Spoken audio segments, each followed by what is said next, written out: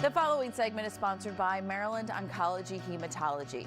They've opened a new cancer center in Silver Spring, which hones in on their goals of treating the whole person in cancer care. I spoke to oncologist and medical director Dr. Firozvi. Dr. Firozvi, so good to have you here. How are you? Fine, thank you. It's so great to be here. I appreciate the invitation to come. Absolutely. Well, we are looking forward to talking about this advancements in cancer treatment. But first, let's start with you. How did you get into cancer treatment? Thank you for asking. I've been practicing medicine and oncology specifically now for about 20 years. And honestly, I didn't realize I was going to do oncology. I thought initially I would do primary care because I loved having great relationships with patients. But I also loved the science of cancer care and being able to blend humanities and science together was what really appealed to me about oncology, and that's why I chose this field. And so now I work with Maryland Oncology Hematology, which is a large practice here in the state of Maryland, and we spread across the entire state. And I currently work at the White Oak Cancer Center, where I serve as the director, where we take care of patients from the beginning of diagnosis all the way through their treatment and through their success. Well, as a two-time cancer survivor myself, the importance of having oncologists like you that are passionate about it and really always looking for the advancements in medicine we're so blessed in this area to have doctors like you. You all talk about treating the whole person when it comes to cancer. What do you mean by that? Yeah, it's a great question. And so cancer, unfortunately, when it arrives in someone's life, it takes over their entire life. It doesn't just affect their one body part.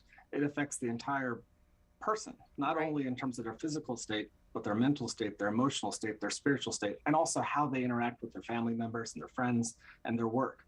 And so if we approach cancer care in a very piecemeal approach, we're not doing justice to a patient as they're going through this incredible ordeal. And so if we want to do the best we can for our patients, we have to look at the whole picture and not just look at a tree. We have to look at the forest. And so if we do that, we can achieve a better outcome for our patients. And I tell my students and other colleagues that, when we're trying to deal with cancer, it's important, it's very easy to be a cook and just follow guidelines. Mm-hmm. But there's a difference between a cook and a chef. And we have to approach the patient with our experience and our know-how and be able to translate that to a comprehensive approach. Well, absolutely. And everybody, we say this all the time, but everybody is different. Everybody's body is going to react different. Everybody's mind is going to react different. So how are you all taking kind of a different way instead of that cookie cutter? Like, walk us through kind of if you're approaching a patient. Great question. So we are here at the White Oak Cancer Center. We're the only community comprehensive cancer center in this Silver Spring area. And what we did when we built this is we asked ourselves, what do patients want? And so we actually had a patient family advisory council who was involved in every decision point when it came to the design, the layout, how we made patient flow, what we did with all of our rooms, our exam rooms. We don't even call them exam rooms, we call them consultation rooms. And we made sure that the patient perspective was involved from the very get-go, from the designs phase. But what we also did at the macro level is we said, okay, what are all the things that patients need when they're diagnosed with cancer? Because for a cancer patient, the most important thing that they have and that they want is time. And what they don't want to do is spend all their time running from place to place. And so we ensured that everything their patient could need for cancer care is here in one roof. Especially in a bigger city, going from place to place to place, you just don't need to do that. What are some of the updates or new changes in cancer care? What is precision medicine? What can you tell me about that? Sure. It's really one of the paradigm shifts that is happening in cancer care. And I believe that oncology and cancer is really driving this for all of medicine. So just to give you an example that I think really speaks to what's happening. In the past, we used to take women with breast cancer and treat 100 women to only benefit a handful of patients because we knew that many women were getting chemo who didn't need it. And the result of that is they'd have side effects and complications from that treatment.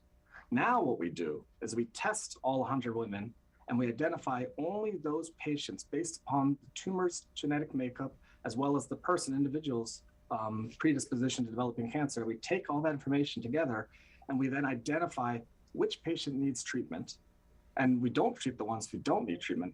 And if you do need treatment, which drugs may be most suitable for that disease and that patient's condition. And that is a very different way of doing things than what we've done in the past. And it really makes it so that the cancer is not only more effectively treated, but also so that people can live their lives with less complications and less side effects, because truly cancer is becoming a chronic disease, if not cured. Well, it's such a relief knowing we have doctors again in this area that are thinking about that. And it's not the cookie cutter approach. It's a personalized approach. Dr. Firozvi, so good to have you here. Thank you so much for sharing all this with us. Thank you so much. It was a pleasure to be here. For more information, visit MarylandOncology.com.